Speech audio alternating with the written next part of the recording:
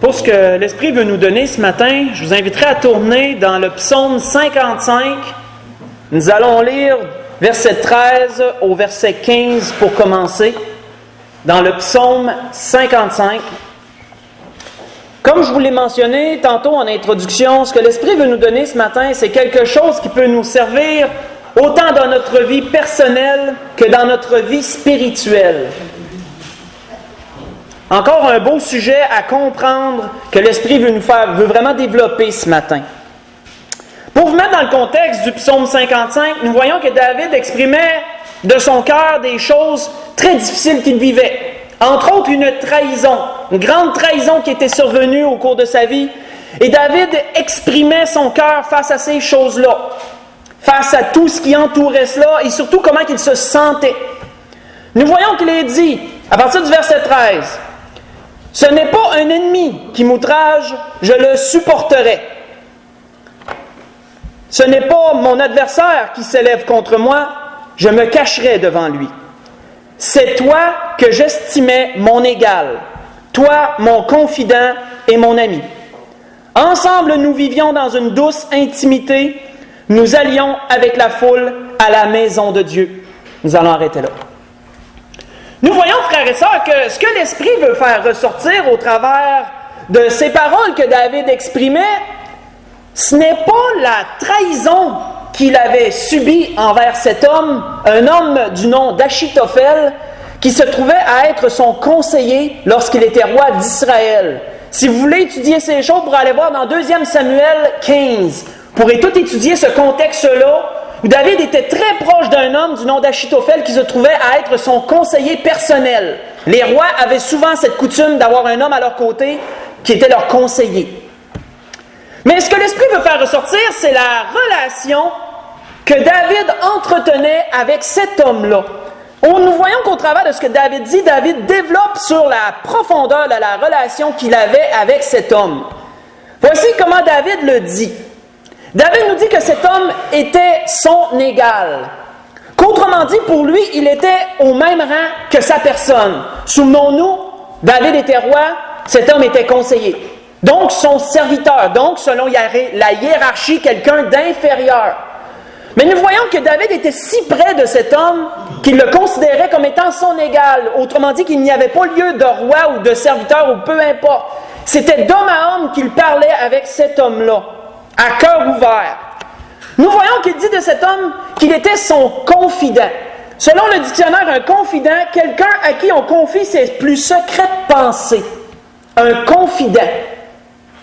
Nous voyons que cet homme était son ami, David dit.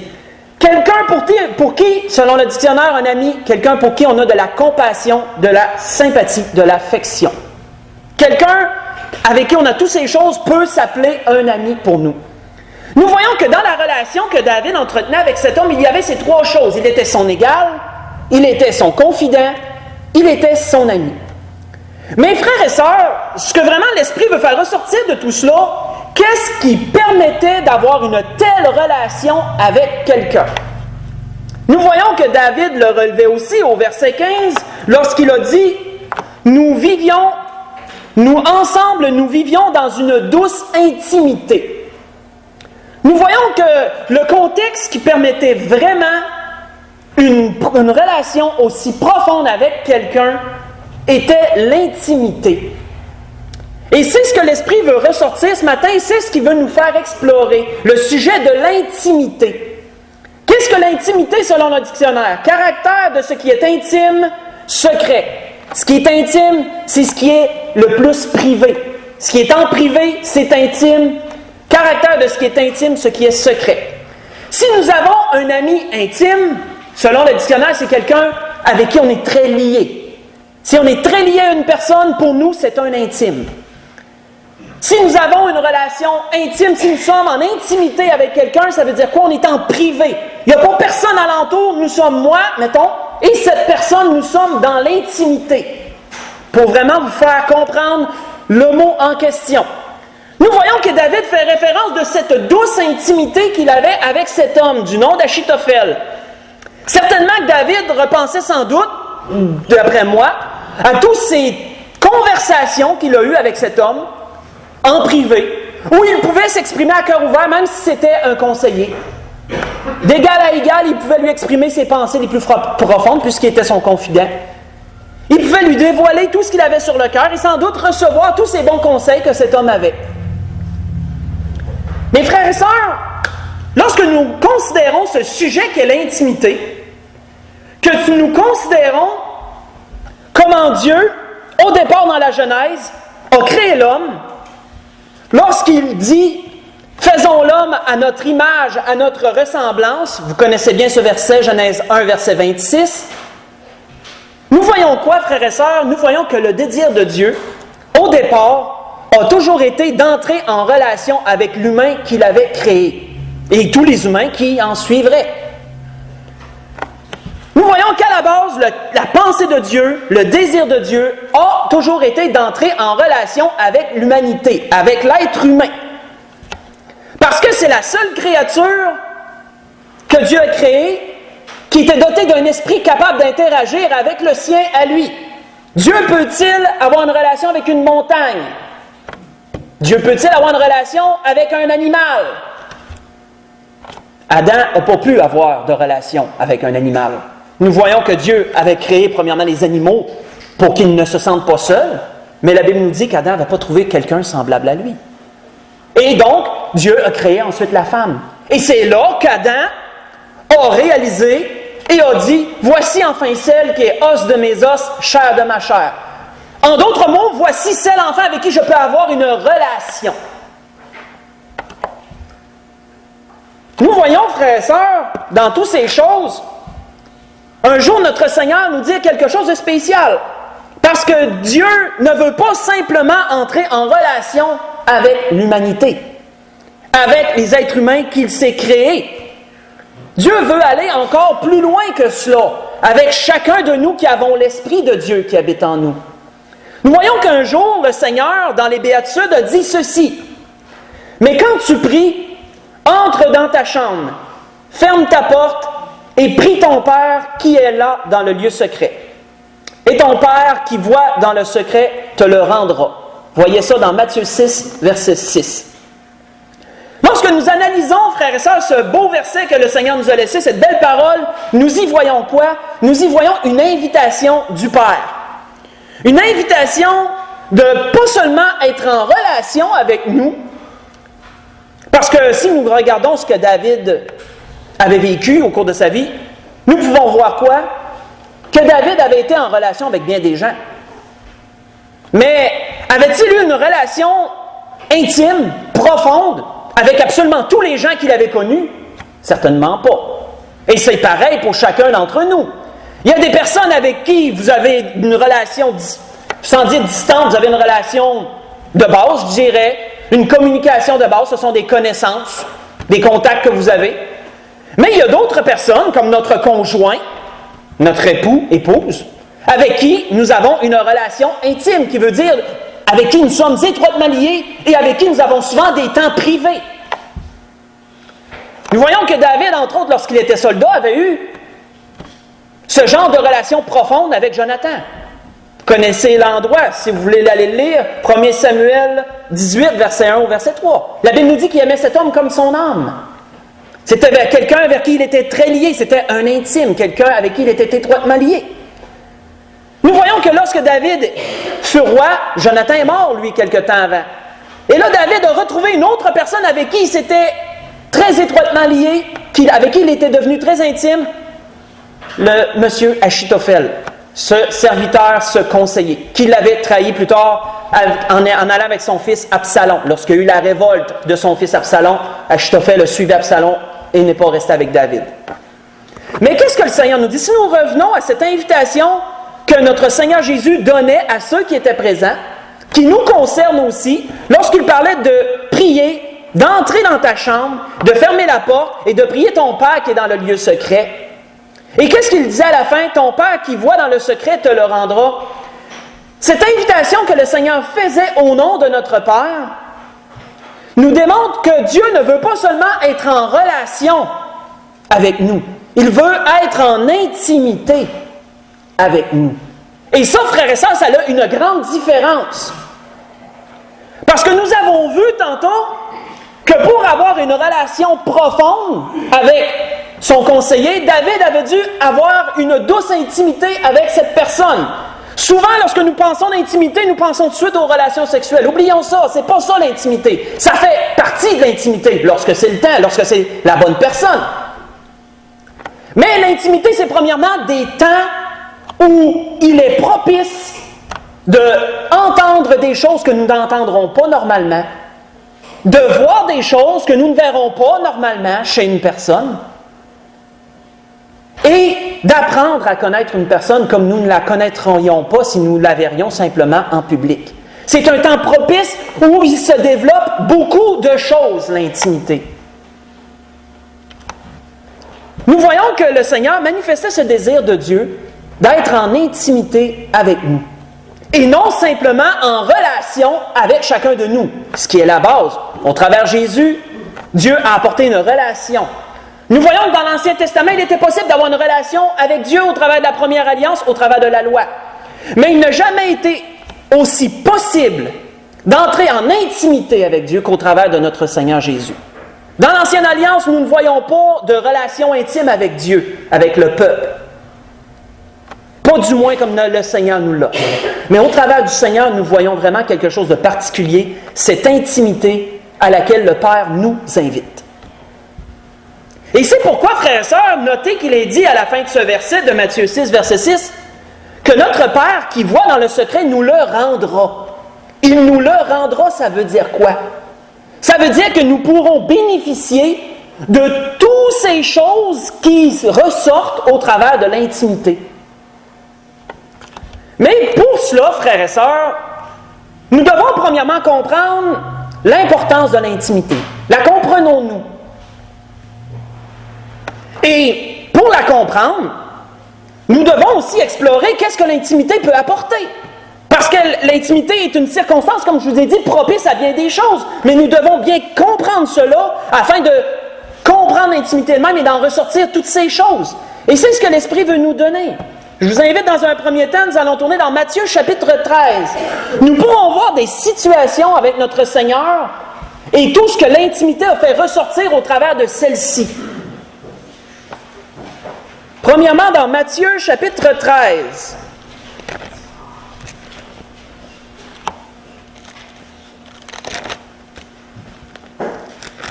Pour ceux qui connaissent bien l'évangile de Matthieu, vous savez que le chapitre 13, c'est le chapitre des paraboles. C'est là où le Seigneur a commencé à parler en paraboles et c'est là qu'il a donné bon nombre de paraboles à la foule. Nous voyons qu'une première grande parabole qu'il a donnée, c'est celle des semences. Et nous l'avons explorée déjà au travers d'un autre message, mais voyons ce que les disciples lui ont dit au verset 10 de Matthieu, chapitre 13. Les disciples s'approchèrent et lui dirent « Pourquoi leur parles-tu en paraboles ?» Jésus leur répondit « Parce qu'il vous a été donné de connaître les mystères du royaume des cieux et que cela ne leur a pas été donné. » Notons une chose, frères et sœurs. Nous voyons qu'un jour, parmi tous les disciples qui suivaient le Seigneur s'est mis une nuit au complet en prière. Le lendemain, il a sélectionné 12 de ses nombreux disciples qui le suivaient et leur a donné le nom d'apôtres. Et ces 12 apôtres seraient attachés à sa personne et le suivraient partout où qu'il irait. Qu'est-ce que ça démontre, frères et sœurs? C'est que ces 12 hommes ont eu la grâce d'entrer en intimité avec le Seigneur au-delà de ce que la foule pouvait le faire. Ils étaient toujours avec le Seigneur où qu'il aille. Ces disciples, ces 12 apôtres, ont vu des choses que la foule n'a pas vues, ont entendu des choses que la foule n'a pas entendues. Et ils ont pu apprendre à connaître le Seigneur comme la foule ne pouvait pas le connaître. Pourquoi? Parce qu'ils ont eu la grâce d'être en intimité avec le Seigneur, d'avoir des temps privés hors des yeux de la foule et de pouvoir vivre toutes ces choses. Nous voyons entre autres que le Seigneur leur dit qu'il leur a été donné à eux d'entendre, de comprendre les paraboles, mais qu'à la foule il n'était pas donné de comprendre ces choses. Comme nous, frères et sœurs, lorsque nous expérimentons l'intimité, avec Dieu, Il nous sera donné de comprendre des choses que peut-être d'autres ne comprendront pas. Nous voyons entre autres que le Seigneur leur disait au verset 18, après leur avoir relaté ce qu'Ésaïe avait prophétisé à propos du peuple, il leur a dit, vous donc, écoutez ce que signifie la parabole du semeur.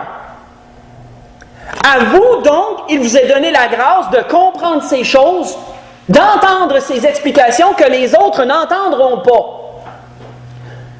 Lorsque nous faisons un parallèle avec nos relations, frères et sœurs, entre autres, je vais toujours prendre l'exemple de notre conjoint ou d'un ami très proche, il nous est donné, lorsque nous sommes en intimité avec cette personne, d'entendre des pensées, des choses qu'elle va nous dire, qu'elle ne dira pas aux yeux de la foule, qu'elle ne dira pas en public. Pourquoi? Parce que l'intimité est un temps propice à cela. Nous voyons, entre autres, toujours dans Matthieu chapitre 13, au verset 36, si nous allons plus loin, au verset 36, nous voyons qu'après une autre parabole, celle de l'ivraie et du blé, que les disciples ont difficilement compris, qu'ils n'avaient pas réussi à cerner. Nous voyons qu'il est dit au verset 36, « Alors, il renvoya la foule en parlant de Jésus, et il entra dans la maison. Ses disciples s'approchèrent de lui et dirent, « Explique-nous la parabole de l'ivraie du champ. » Nous voyons, frères et sœurs, que le fait d'être en intimité avec le Seigneur, parce qu'ils étaient entrés dans la maison, la foule était repartie, ils étaient seulement eux seuls avec le Seigneur. Et c'est là qu'ils ont pu demander au Seigneur, « Explique-nous cette parabole. » Vous savez ce qui est grand, frères et sœurs, au travers de l'intimité que nous pouvons avoir avec notre Seigneur, avec notre Père au travers de Jésus, c'est que nous avons la grâce d'avoir un dialogue avec lui. Un dialogue, frères et sœurs, c'est lorsqu'il y a une conversation dans les deux sens. Nous avons la grâce de pouvoir parler au Seigneur et encore plus de pouvoir être répondu du Seigneur. Contrairement à un monologue qui est une conversation seulement sur un sens. On parle, mais on ne reçoit pas de réponse. Ceci est un monologue. Lorsque nous avons un dialogue, c'est que l'autre personne nous répond. Nous voyons malheureusement plusieurs personnes en ce monde qui n'ont pas cette relation avec Dieu faire des monologues au travers de leur prière, dire des choses à Dieu, mais ne ressentent pas de réponse. Nous voyons parfois, frères et sœurs, malheureusement, peut-être que dans notre vie, ça nous est déjà arrivé dans certains temps, de sentir qu'on avait plus un monologue avec Dieu qu'un dialogue. Pourquoi? Pourquoi cela peut-il arriver parfois? Où nous parlons, nous exprimons à Dieu notre cœur, nous lui déblatons nos nombreuses requêtes, mais qu'on ne sent pas qu'il y a de réponse. L'intimité. Avons-nous de l'intimité avec Dieu? Parce que c'est dans l'intimité où c'est le plus propice que nous recevions des réponses. Nous le voyons, le Seigneur expérimenter cela avec ses disciples. Et une chose que nous ne prenons pas en considération, c'est qu'avec Dieu, nous pouvons avoir le même type de relation avec Dieu qu'avec une autre personne de chair et de sang. Je m'explique. Que de la façon que nous entrons en relation avec quelqu'un ici-bas, soit un ami très proche, soit notre époux ou notre épouse, c'est le même type de relation, mais étant beaucoup plus grand que nous entretenons avec Dieu. C'est sur les mêmes bases. Autant qu'on a besoin de l'intimité avec nos proches, autant qu'avec Dieu, on a besoin de cette même intimité. Ça va de pair. Et souvent, nous ne prenons pas cela en considération. Si vous voulez l'expérimenter pendant la semaine, si vous voulez étudier ces choses, je vous exhorte à aller lire l'exemple d'Élie. Vous pourrez voir ça dans 1 Samuel 19, verset 8 au verset 18. Ou juste pour abréger, pour faire ressortir une chose de cet exemple que vous pourrez approfondir pendant la semaine, Élie a fui, a fait une journée de marche dans le désert, et là, il a exprimé son cœur à Dieu, il dit, c'est assez, prends ma vie, j'en peux plus. Il a parlé avec Dieu, frères et sœurs. Mais est-ce que Dieu lui a répondu? Si vous explorez, vous allez voir que non. Il y a un ange qui est venu, lui apporter de la nourriture et de l'eau. Et l'ange lui a simplement dit, mange et bois. Tu vas avoir encore une plus longue route à faire que ça. Et il a mangé puis il a bu. L'ange, il en a rapporté encore. Puis il dit, mange et bois encore. Le chemin est trop long. Et nous voyons qu'avec ses forces, nous voyons qu'Élie a dû faire 40 jours et 40 nuits pour se rendre au mont Horeb. Et là, il a reparlé à Dieu sur ces mêmes choses qu'il lui avait parlé précédemment. Et là, Dieu lui a répondu. Que pouvons-nous en tirer? L'intimité avec Dieu, ça se cherche. Et ça se développe. Comme frères et sœurs, nous n'entrons pas en relation profonde avec quelqu'un instantanément. Ce sont des choses qui se font au fil du temps. Nous commençons à connaître une personne, ensuite nous commençons à avoir des petits temps d'intimité. Et les temps d'intimité se multiplient et deviennent de plus en plus profonds. Et là, nous pourrons entrer en relation intime avec cette personne à un moment donné. L'intimité se développe vraiment. Avec Dieu, c'est la même chose. Mais nous devons commencer par rechercher l'intimité pour développer une relation intime avec Dieu. Il en va de soi, c'est la même chose qu'avec une relation humaine. Nous voyons qu'Élie, après une journée de marche, ça n'a pas été assez. Il a dû chercher encore plus loin, il a dû faire encore un effort supplémentaire, il a dû aller 40 jours et 40 nuits plus loin qu'où qu'il était. Et là, Dieu lui a parlé. Là, Dieu lui a répondu. L'intimité, ça se cherche, frères et sœurs. Ce n'est pas quelque chose d'instantané. Lorsque nous reconsidérons la relation que les disciples avaient avec le Seigneur, nous pouvons en relever encore quelque chose d'autre. Nous voyons que parmi les 12, il y en avait 3 à qui le Seigneur accordait la grâce d'avoir une plus profonde intimité avec lui que tous les autres. Nous allons voir un exemple de cela. Je vous invite à tourner dans Matthieu 17. Pas tellement plus loin, dans le livre de Matthieu au chapitre 17.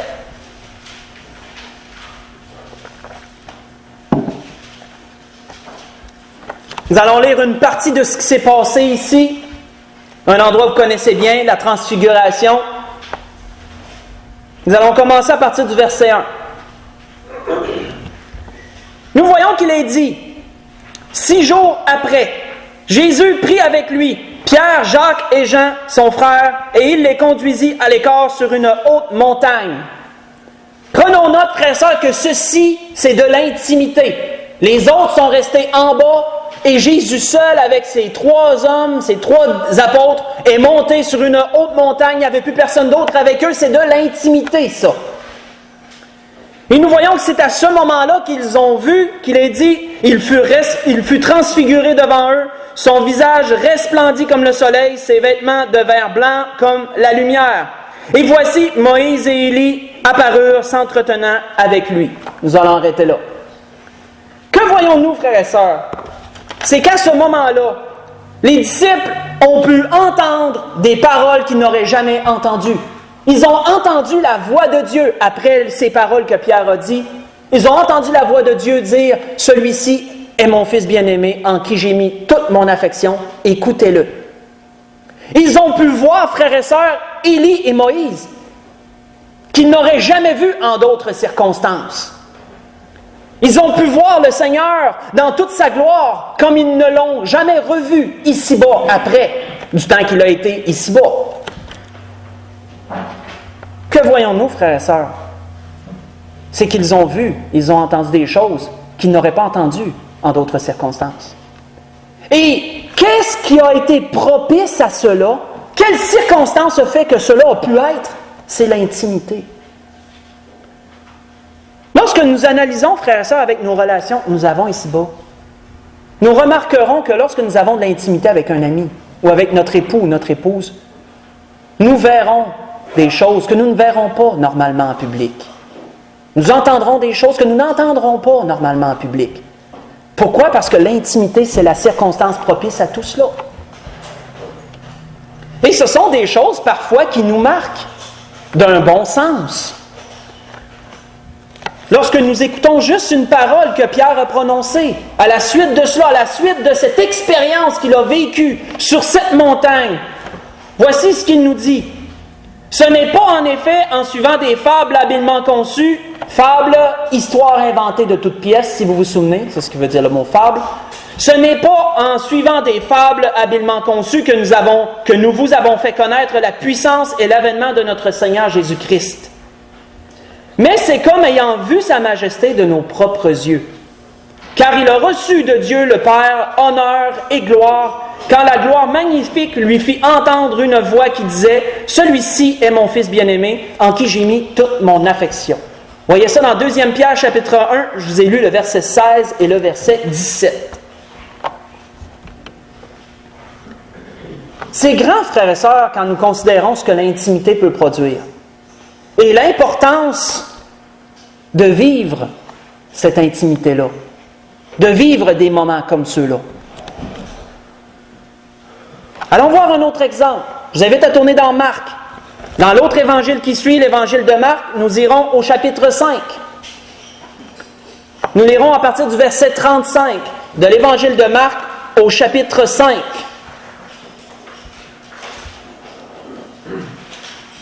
Nous avons vu jusqu'à présent, frères et sœurs, qu'est-ce que nous pouvons en ressortir de l'intimité. Nous avons vu que nous pouvons dans l'intimité entendre des choses que nous n'entendrons pas dans d'autres circonstances. Nous avons vu que dans l'intimité, nous pouvons voir des choses que nous ne verrons pas dans d'autres circonstances.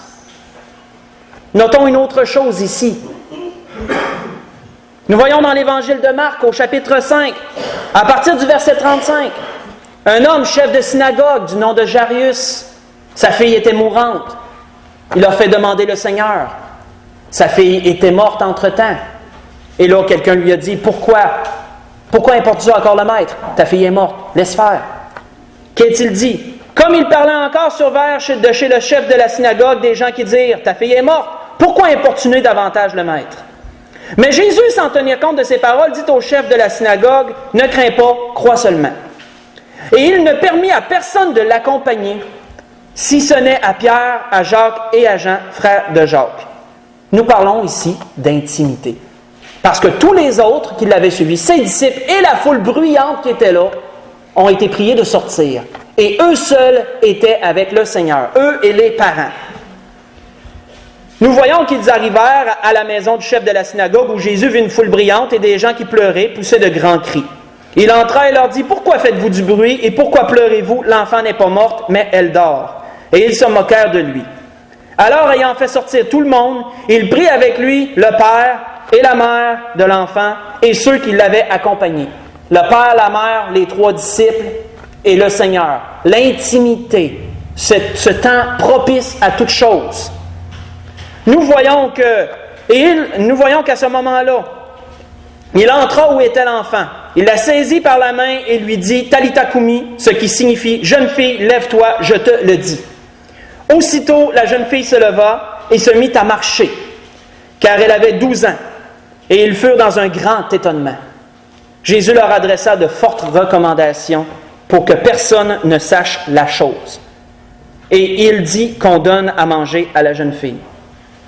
Que pouvons-nous, frères et sœurs, ressortir de cette circonstance-là? C'est que lorsque parfois nous sommes dans l'intimité avec le Seigneur, Dieu peut permettre de nous faire vivre des choses qui vont nous marquer, des expériences que nous ne vivrions pas dans d'autres circonstances. Et savez-vous quoi? Ça nous appartient. C'est des choses que Dieu veut nous donner, à nous personnellement. Mais comment pouvons-nous expérimenter toutes ces belles choses? Au travers de l'intimité que nous prendrons avec le Seigneur, comme la parole le démontre. Nous voyons que ces gens qui étaient en intimité avec le Seigneur et qui ont vu cette jeune fille ressusciter d'entre les morts, le Seigneur leur a dit, vous ne parlerez pas de cela à personne, vous le garderez pour vous. Des choses, frères et sœurs, que Dieu peut nous faire vivre, qui sont si intenses, si fortes, qui nous marqueront pour la vie. Et ça nous appartient, des choses que Dieu nous donne personnellement, qu'il ne donnerait pas à quelqu'un d'autre. À un autre, il lui donnerait autre chose, qui n'est pas la même chose. Tout ceci au travers de l'intimité. Si vous voulez voir un bon exemple de cela, pour aller voir l'exemple de Jacob dans la Genèse, si vous voulez aller l'approfondir, Genèse 32, verset 24 au verset 32. Vous y verrez quoi? Lorsque Jacob a lutté avec l'ange, il était seul, que la Bible nous dit. Il était seul cette nuit-là. Et à ce moment-là, il a lutté avec l'ange. Et ceci, frères et sœurs, fut une expérience qui l'a marqué pour le restant de ses jours. Il en est devenu boiteux par la suite, au travers de la circonstance. Mais il a été béni d'une façon qu'il n'aurait pas été béni en d'autres circonstances, parce que l'ange avait une parole puissante. Et Jacob lui a bien dit, je ne te laisserai pas aller tant que tu ne me béniras pas. Et l'ange le bénit. Et Jacob le laissait aller. Des choses, frères et sœurs, qu'on peut vivre avec Dieu profondes et fortes dans l'intimité. Une dernière chose que nous verrons, entre autres. Je vous invite à tourner dans Marc chapitre 14. Encore pas tellement plus loin, on continue. Dans Marc chapitre 14, nous allons lire 2 versets. Verset 32 au verset 34. Toujours dans l'évangile de Marc, au chapitre 14. À ce moment-là, pour vous mettre dans le contexte, notre Seigneur est arrivé au jardin de Gethsémani, où notre Seigneur savait que des heures très sombres arrivaient, qu'il allait souffrir des choses très dures, subir des choses très dures contre sa personne en tout genre, comme nous le savons. Ce qui est communément appelé la passion du Christ. Par amour pour l'humanité, tout ce qui s'en suivrait, tout ce qu'il accepterait de subir. Mais nous voyons ici quelque chose, frères et sœurs, de fort intéressant. Nous voyons qu'il est dit, au verset 32, Marc chapitre 14, « Ils allèrent ensuite dans un lieu appelé Gethsémani. Et Jésus dit à ses disciples, « Asseyez-vous ici pendant que je prierai. » Donc, il a dit aux 12 apôtres qui étaient avec lui, « Asseyez-vous ici pendant que je vais m'en aller prier. » Il prit avec lui Pierre, Jacques et Jean, ces 3 personnes avec qui le Seigneur avait plus d'intimité que les autres, pour les raisons qui lui appartenaient. Ces 3 personnes qui avaient une grâce toute spéciale d'accompagner le Seigneur dans des temps où les autres ne l'accompagnaient pas, une plus grande intimité, où ils ont vu, entendu, ils ont vécu des choses extraordinaires avec le Seigneur. Nous voyons qu'il a pris ces 3 mêmes personnes, tandis que les autres resteraient là. Et Jésus s'en allait prier avec ces 3 personnes-là. Mais notons ce qu'il est dit par la suite. Il prit avec lui Pierre, Jacques et Jean, et il commença à éprouver de la frayeur et des angoisses. Et il leur dit au verset 34, et il leur dit, « Mon âme est triste jusqu'à la mort, restez ici et veillez. » Que pouvons-nous comprendre de cela, frères et sœurs? Ce ne sont pas les 12 disciples qui ont entendu notre Seigneur dire qu'il était effrayé, qu'il était triste, qu'il était dans l'angoisse. Ce sont seulement 3 personnes qui ont entendu ça. Vous savez, moi, lorsque je regarde la vie de notre Seigneur, puis j'essaie de me faire des images sur comment cet être grandiose devait être ici-bas dans son corps, je me dis que certainement, en apparence, quoique le Seigneur était douceur, était amour, ça devait être un homme qui paraissait quand même d'une grande stature, un homme fort. Ça devait paraître d'un homme fort. Ça ne devait pas paraître d'un homme qui était, comment je pourrais dire, je ne veux pas mal m'exprimer ici,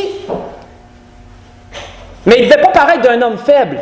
Il devait paraître d'un homme qui était fort dans sa stature, dans son caractère. Et il démontrait au travers de cela une grande douceur et un grand amour pour tous. Mais nous voyons, je ne crois pas que le Seigneur était le type de personne qui est en train de dire toujours à tout le monde qu'il souffrait de telle et telle chose ou qu'il se sentait de telle et telle manière. Nous voyons qu'ici, dans l'intimité que le Seigneur avait avec ces 3 hommes, il a ouvert son cœur et leur a dit qu'il vivait de grandes angoisses, des choses profondes. Mais il ne l'a pas dit aux 12, et certainement pas à toute la foule et tous les disciples qui suivaient en d'autres circonstances. Eux seuls ont pu entendre ces choses. Eux seuls ont pu connaître le Seigneur comme d'autres ne le connaissaient pas. Et c'est grand, frères et sœurs, parce que lorsque nous entrons en intimité avec Dieu, nous pouvons apprendre à le connaître comme nul autre peut le connaître. Comme même notre frère et notre sœur, dépendant de son intimité avec Dieu, ils vont connaître Dieu d'une façon différente. Soit plus, soit moins, dépendant toujours de cette même intimité. Parce que c'est dans l'intimité qu'on apprend vraiment à connaître quelqu'un. Encore, pensez à vos relations, amis proches ou époux-épouse. C'est la même chose. Pourquoi connaissez-vous cette personne mieux que n'importe qui d'autre? C'est à cause de l'intimité que vous avez. C'est ça qui a été propice à développer cette relation-là. Et c'est la même chose avec Dieu. C'est la même chose. Avant d'aller vers la conclusion, frères et sœurs, nous voyons encore une chose. C'est qu'il y a un disciple, parmi les 12, parmi les 3, qui vivait personnellement, et cela il l'exprime, une relation très intime avec le Seigneur. Une relation très proche, avec qui il se sentait très lié, très étroitement lié, ce que veut dire le mot intime, je le rappelle. Avec qui il se sentait très étroitement lié.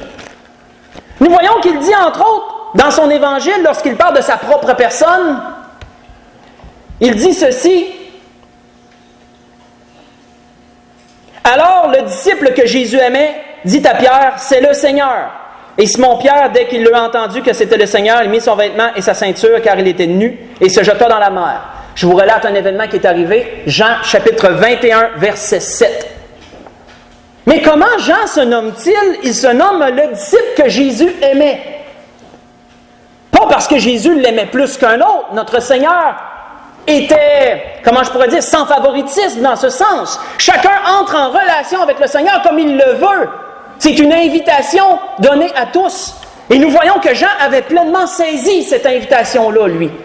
Nous voyons que lors du souper, lors de la Sainte Seine, du moment le plus intime que Jésus a eu avec ses apôtres dans tout son ministère, Jean était celui qui était couché blotti contre le sein du Seigneur.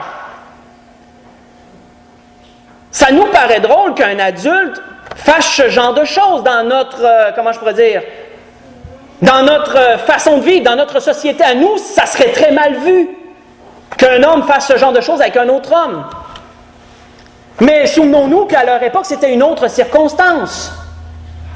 Souvenons-nous aussi que cette intimité que Jean avait avec le Seigneur était un grand amour. Il se sentait très proche de lui, il n'allait pas plus loin. Mais il se sentait très proche de notre Seigneur. Et dans ce temps, il était même couché contre le sein du Seigneur. Jean se disait celui que Jésus aimait, parce que, frères et sœurs, l'intimité est propice à développer l'amour et à approfondir l'amour aussi.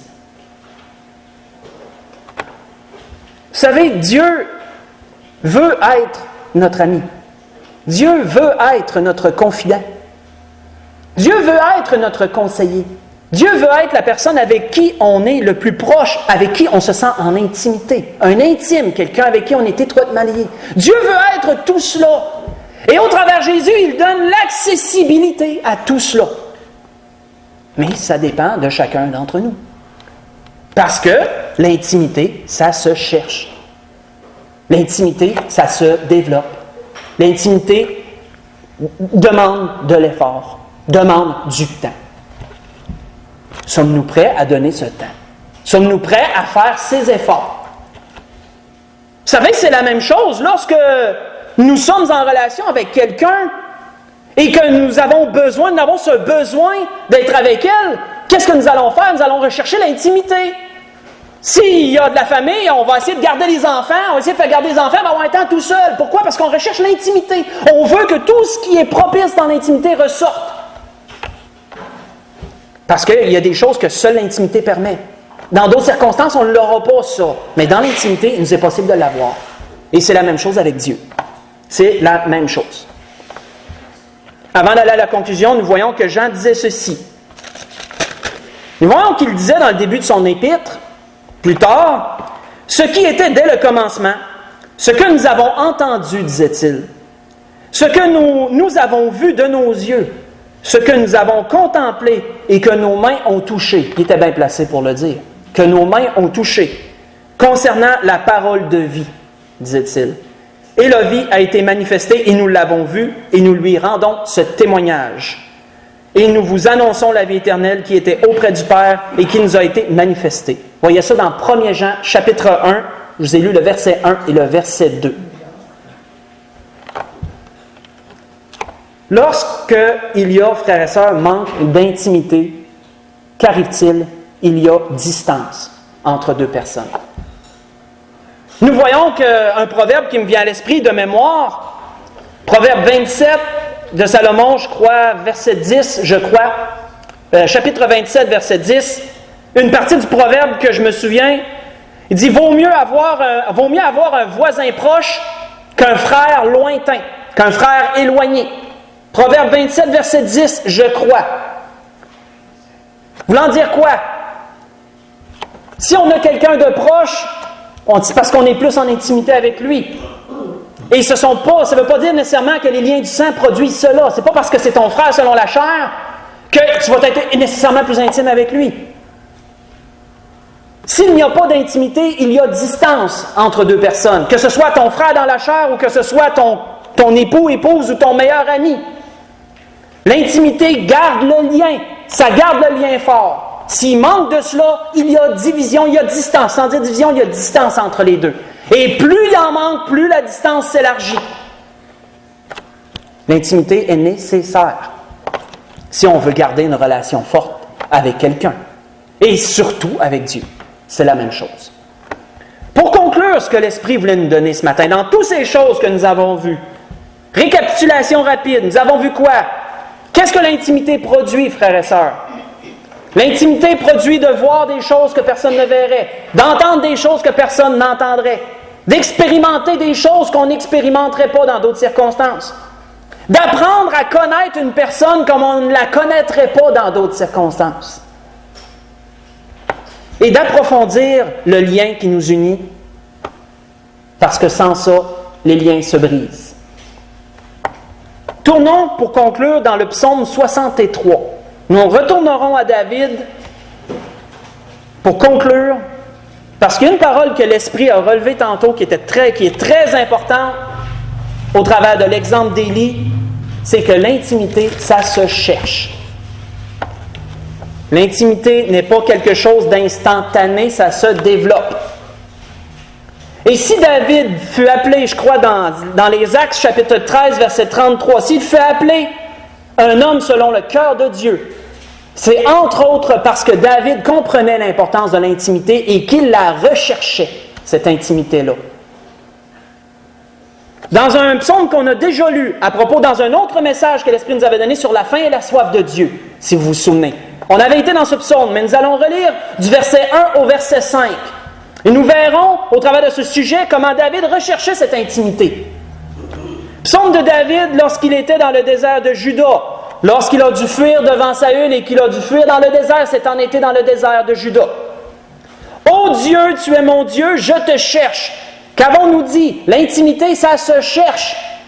Nous devons produire les circonstances qui amèneront l'intimité. Nous devons travailler dans ce sens, mettre les efforts et le temps dans ce sens.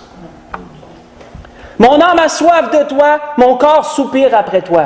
Nous l'avons vu, la soif d'un point de vue littéraire, c'est un désir ardent de quelque chose. Si tu as soif d'être ici ce matin, ça veut dire que tu ne veux pas manquer ton culte. Tu as soif d'être là, c'est un désir ardent de quelque chose. J'ai pris l'exemple qui me venait à l'esprit. Dans une terre aride, desséchée sans eau. Ainsi je contemple dans le sanctuaire pour voir ta puissance et ta gloire. Notons quelque chose. Il était dans le désert et il nous dit « Ainsi je contemple dans le sanctuaire pour voir ta puissance et ta gloire. » Il n'y avait pas de temple dans le désert de Dieu, là. Qu'est-ce que David se souvenait, frères et sœurs? Il se souvenait de ces temps d'intimité, où il avait pu être dans le temple, où ils avaient pu entrer en communication, en communion avec le Seigneur, où il avait pu certainement voir de grandes choses, puisqu'il nous dit qu'il voyait la gloire de Dieu dans son temple. Souvenons-nous, il était roi. Certainement, à maintes occasions, il a été tout seul dans le temple, et il a pu être en communion avec Dieu, être en intimité avec Dieu. Ainsi, je te contemple dans le sanctuaire pour voir ta puissance et ta gloire, car ta bonté vaut mieux que la vie. Mes lèvres célèbrent tes louanges. Je te bénirai donc toute ma vie. Je lèverai mes mains en ton nom. La grâce que je nous souhaite, frères et sœurs, au travers de ces choses que l'Esprit voulait nous donner ce matin, c'est que nous comprenions premièrement c'est quoi l'intimité. Que nous comprenions l'importance de l'avoir dans nos relations personnelles et surtout dans notre relation spirituelle avec Dieu. Ou si nous expérimentons cela, nous pourrons voir des choses que personne n'a vues, entendre des choses que personne n'a entendues, expérimenter des choses que personne d'autre va expérimenter, connaître Dieu d'une façon que nul autre ne le connaît et approfondir ce lien d'amour que Dieu nous a donné au travers de Jésus. Levons-nous pour le dernier cantique.